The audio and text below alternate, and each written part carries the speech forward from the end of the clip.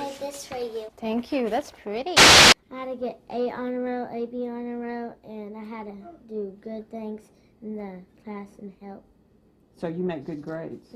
Especially the Pocahontas sheets brought a priceless reaction. Turn it around and see what it is.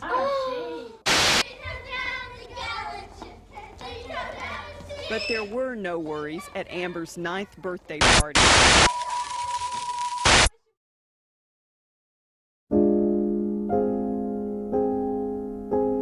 You may not know her face, but you know her name. You hear her on the radio. You see it on your phone.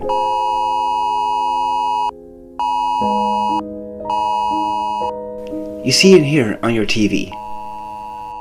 The McDonald County Sheriff's Office has issued an Amber Alert for a child abduction. Whenever a child has gone missing and is fear of being abducted, kidnapped, it's the word no parent wants to hear. When a child goes missing, every second counts. If a child has been missing for more than 48 hours, the worst often comes to fear. It's every parent's worst nightmare. This is a tragic story of a girl who changed the world, who has saved the lives of hundreds of children and changed the way we handle kidnappings forever. This is the true story of Amber Hageman, the girl who inspired the Amber Alert. The following message is transmitted at the request of the Texas Department of Public Safety. This is a child abduction alert issued by the Texas Amber Alert Network. Listen carefully. We need your help.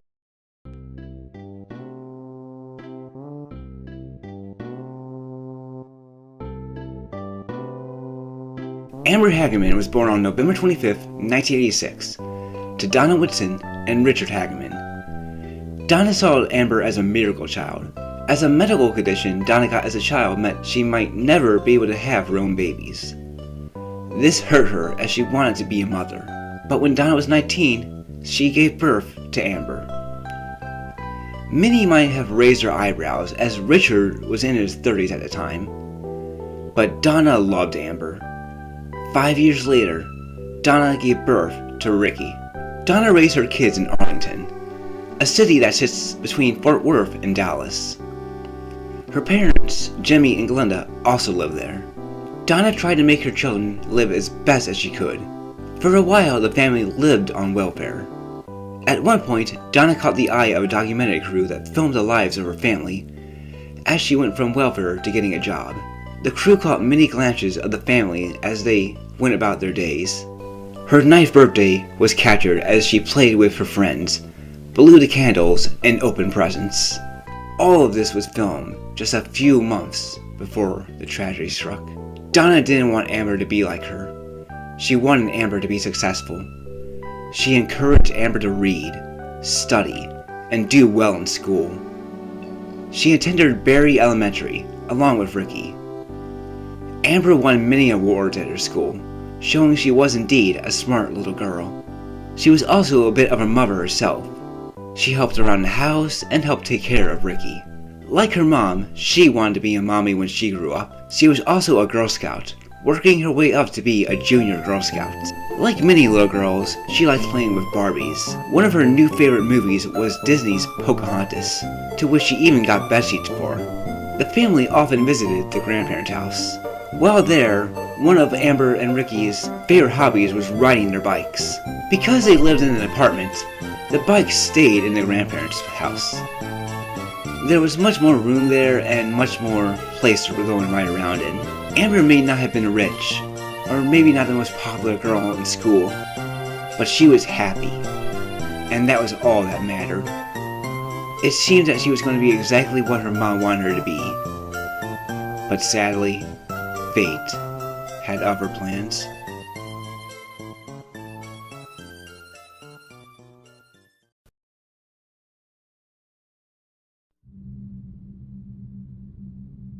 Saturday, January 13th, 1996. Amber and her family were enjoying the weekend.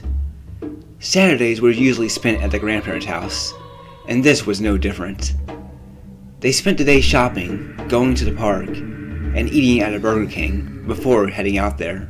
Amber and her family arrived there around 3 o'clock. One of the first things the children wanted to do was ride their bikes. Amber had just gotten that bike for Christmas. It was a warm day for January, so the adults let them as the weekend was the only chance they got to ride them. Arlington was rather safe too, and they were in a safe neighborhood. Still, Donna told them not to be out too long, at least around the block. As Amber rode away, she said her last words to her mom. "Okay, Mommy, I will. I love you, Mommy." However, the kids disobeyed and went further than they were told. They rode their bikes in a parking lot by an abandoned Winn-Dixie. Even though the Winn-Dixie was closed there were other businesses around it. They liked to ride around on the ramp, something they did often. There were no employees, so they did this as much as they pleased. Soon, Ricky starts to get worried he might get in trouble, and decides to head back home. The adults sent him to go and get Amber alone. He went to the parking lot and went back, but he couldn't find her. After he headed back, Jimmy then took him to go and get Amber. But when they got there, she wasn't there. What they did see was her bike abandoned on the ground. They also saw a police officer. There, they got some news no parent wants to hear. Amber had been abducted. Jim Keevil, a 78-year-old man, witnessed it from his backyard. According to Keevil, Amber was riding her bike in the parking lot, going up and down the ramp. Keevil was working in his backyard and had a view of the parking lot. Keevil thought nothing of it at first. He probably had seen kids in that parking lot before. Even Amber and Ricky had played in it before. It seemed safe. That was all about to change. As Amber rode her bike, he saw a man run up and grab her. He drags her off her bike and grabs hold of her. Amber can only kick and scream, knowing she is no match for him. She can only hope someone sees or hears her. The man forces Amber into his black truck and drives away. Keevil can only watch in shock. He then quickly dials 911. Arlington 911, what are you reporting? Yeah, I saw a black pickup, and he grabbed a little girl and he took off toward town with her. And she hollered. While he has poor eyesight, he describes as best as he can. He claims the man grabbed Amber and forced her into his truck. He grabbed her under his arms, leaving no fingerprints on the bike. Keevil says the man was either white or Hispanic, probably under 6 feet, medium build, black or brown hair, and in his 20s or 30s. He's able to describe the truck better. He says it was a single cab pickup black truck with no dents, chrome, or striping. It was most likely 80s or 90s. The truck turned left on East Abram Street. Amber's grandfather is horrified. Now he has to return home and tell his daughter the grim news. When Donna saw his face, she knew something was wrong. When he tells her, she panics, wanting to run everywhere to go and look for Amber. Her father tries to calm her down, telling her the police are coming, but she doesn't care. But with no other way to locate her, she doesn't have much of a choice. All they can do now is wait.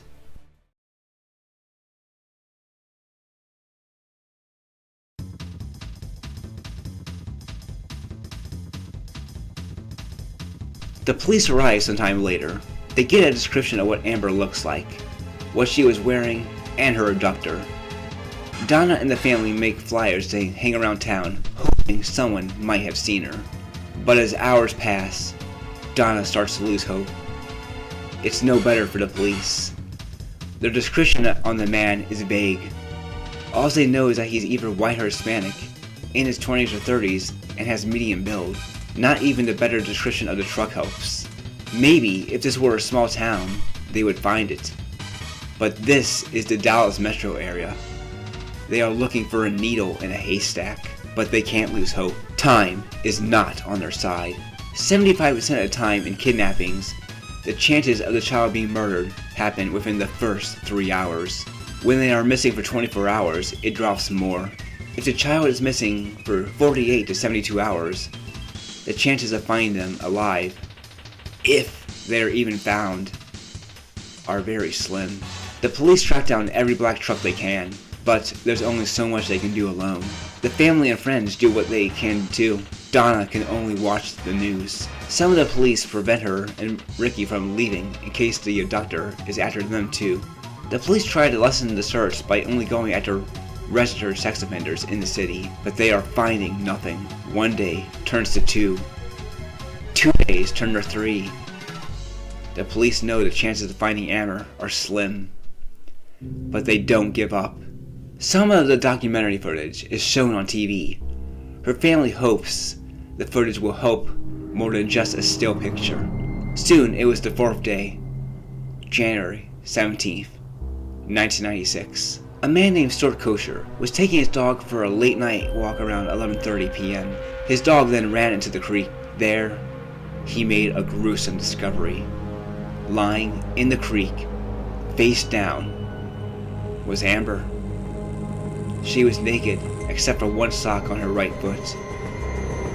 Kosher knew who it was immediately, seeing her story on the news.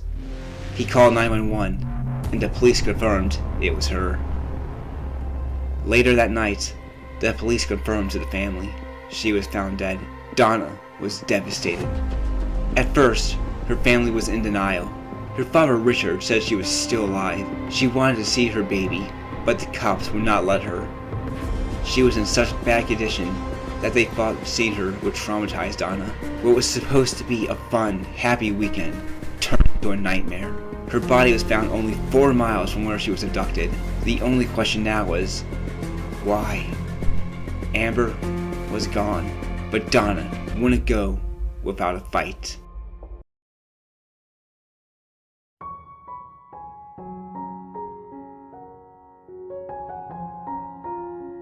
Amber's funeral was held on Saturday, January 20th, 1996. 1 week after her abduction, thousands gathered to honor and grieve the little girl. America the Beautiful was played, which was her favorite song. Her favorite line, "For Amber waves a grain." Friends, family, police officers, Berry Elementary's teachers and students, and total strangers attended.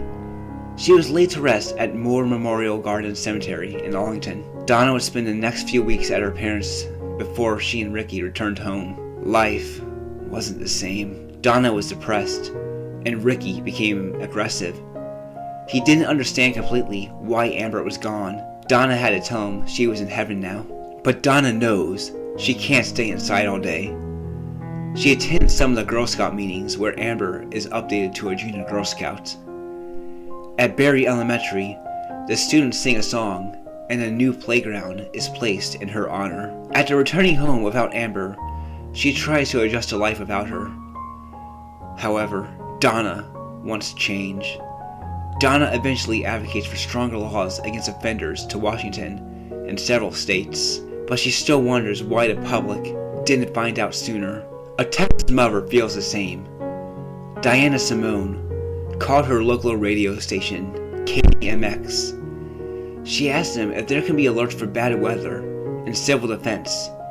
Why not for child abductions? They liked it, and the Amber Alert was born. In 1998, 8-week-old Ray Lee Bradbury became the first rescued by the Amber Alert after being abducted by her babysitter in Arlington. While it took almost a decade, every state would eventually have it. It has gone on to save the lives of thousands of children and put abductors in jail. It does have flaws, of course. It can be overused, confusing if not enough information is out, and even useless if not used in the first 3 hours.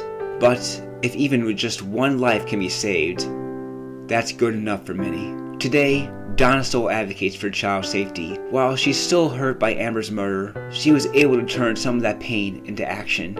Ricky now has a family of his own and still lives in Texas. Jimmy Whitson passed away in 2009 and Glinda in 2017. Sadly, Richard would pass away in 2007, joining his daughter. He never got to find out who his daughter killer was. An Amber Hageman memorial was made at the abduction site in 2021, the 25th anniversary. It has a statue, painting, and flowers. Various documentaries have been made, including a 2006 made-for-TV movie called Amber Story, and a 2022 documentary which interviews family and investigators called Amber, the Girl Behind the Alert. I'm sure the future will hold even more. Donna should be proud of her daughter for making a difference, even if it did come at the cost of her own child's life. Amber would be 39 today.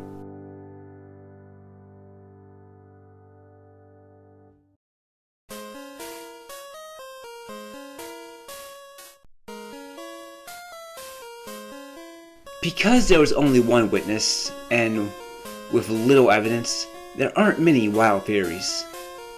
She was kidnapped by a man in a black truck. Of course, many want to know why and who.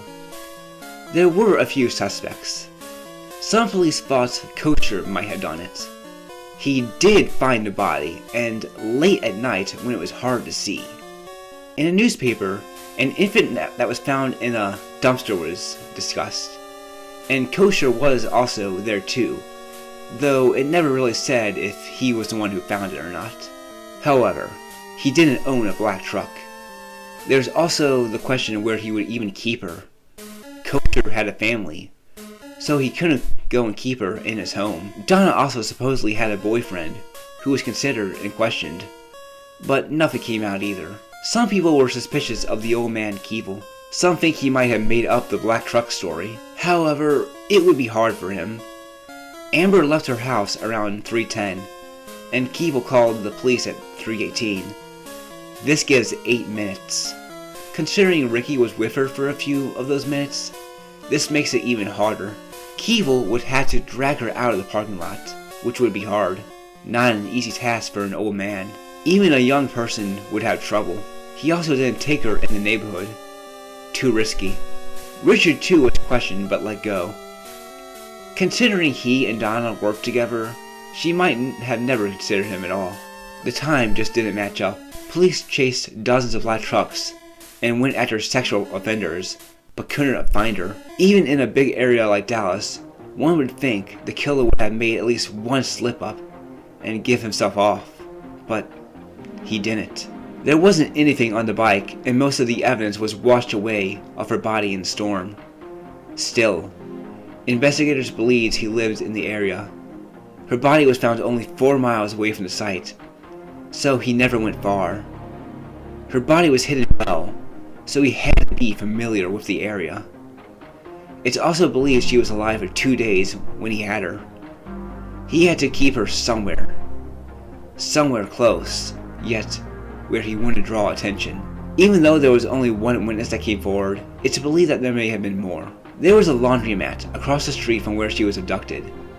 Investigators believed the owners might have seen something, but the owners, being illegal aliens, wouldn't say anything in fear of being deported. While police have looked for sex offenders, there was no saying that the man was a registered one. Amber might have been his first, and maybe even his last. Still, how he has never been found, or at least why no one has ever been arrested, is still questionable. Was there something that they just missed? Maybe the elderly man got the year wrong. Maybe it did have dents and markings. Even so, it's possible they wouldn't have found it. The abductor was probably hiding it for months after the abduction. Today, the man would be in his late 50s to early or mid 60s. Could this narrow it down? But there's no proof he still lives in the area or not. Still, time is running out as he grows older. Hopefully, her killer will be found one day, and finally bring the justice Amber and her family deserve.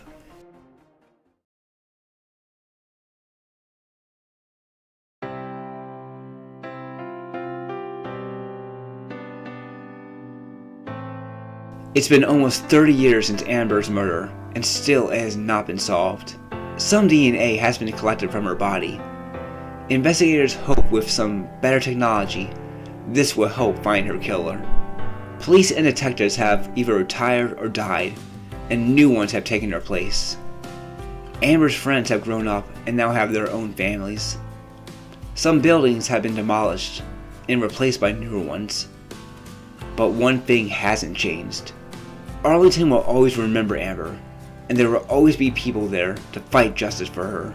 In 2003, President George W. Bush signed the PROTECT Act into law. It establishes a framework in the event that a child is abducted. Amber Alerts started on radio and TV. Today, they can be sent on phones so anyone can see them. Whether they are at home, the road, or at work, or somewhere else, they can see the alert. They can keep an eye out, just to go and make sure whomever they are looking for isn't there or not. While the Amber Alert isn't perfect, it still has been more effective than the missing children mail campaigns. Those often took days to come out, and by then, it might have been too late. There is possibly nothing more scary for a parent than when their child goes missing. Everyone wants to keep them safe, and the Amber Alert helps with that. There are so many missing children in this country, many of which have been missing for months or even years. The chances of finding them is unlikely, but not impossible. Maybe one day another way will be found to make the Amber Alert even more effective, so that missing kids can become a rarity. Then, kids can be safe from sea to shining sea.